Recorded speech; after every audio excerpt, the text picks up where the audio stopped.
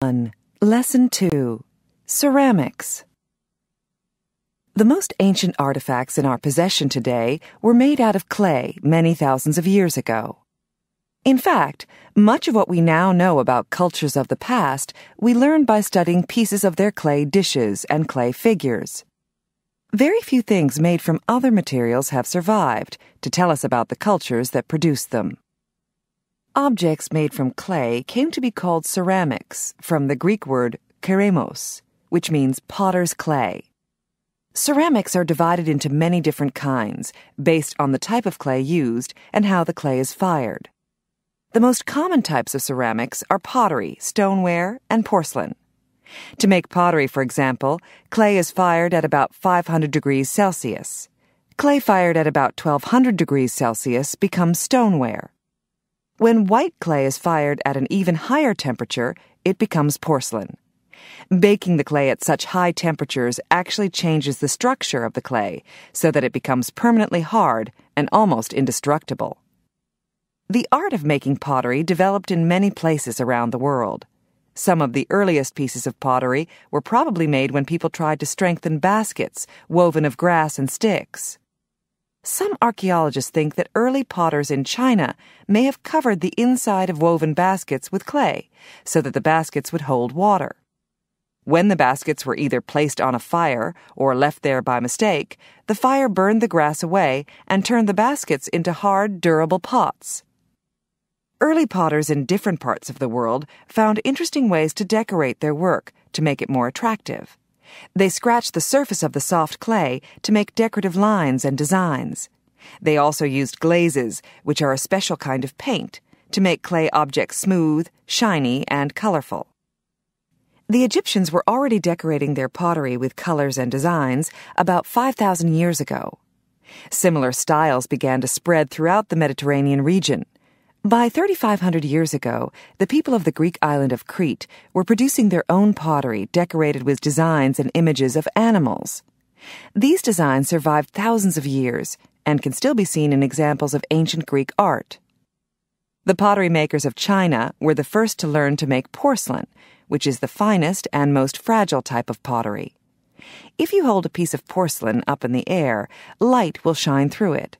The Chinese exported porcelain to Europe, where it became highly valued. For many years, European potters tried to copy Chinese porcelain, but it was not until 1710 that a German scientist finally learned how to make it. By the end of the 18th century, other European countries were also producing porcelain, and today, France and England produce some of the finest porcelain in the world. There are different ways to form a clay dish or bowl.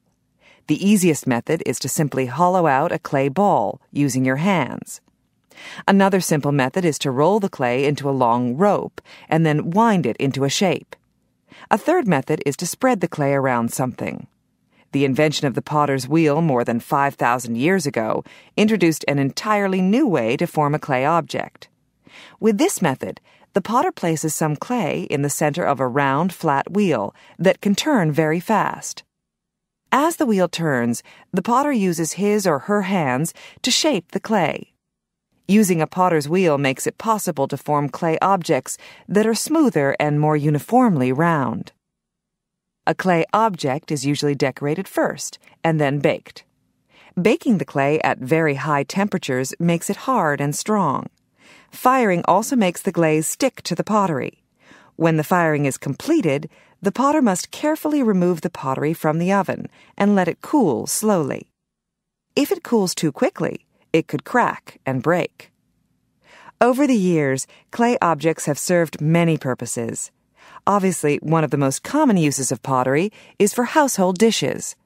Because pottery is strong and waterproof, it makes an excellent dish for carrying, storing, cooking, and serving food. Fired clay has also been used to make bricks for building houses and to make tiles for covering floors. Ceramics are also incredibly heat-resistant, so they can be used where metal would melt or become weak. Today, ceramics are important in industry and engineering. One rarely discussed use of ceramics is for burial ceremonies. In some cultures, special ceramic objects were buried along with the dead person. Archaeologists think these ceramic objects were made especially for burial ceremonies because their decoration is elaborate. In some cultures, parts of a dead person's body were removed, placed in ceramic vases, and then buried with the body. Ceramic objects showing a dead person's title and offices held have also been found at burial sites. Some people refuse to consider the making of ceramics an art form because the objects created are so often useful things. At the same time, however, many of those useful ceramic things are extremely valuable. Some are even kept in museums. In the country of Iran, ancient pottery is considered to be so valuable to the culture that there are harsh punishments for anyone who tries to take ceramic artifacts out of the country. The punishments range from paying money to time in jail. That is certainly a clear indication that ceramics are valued by many people.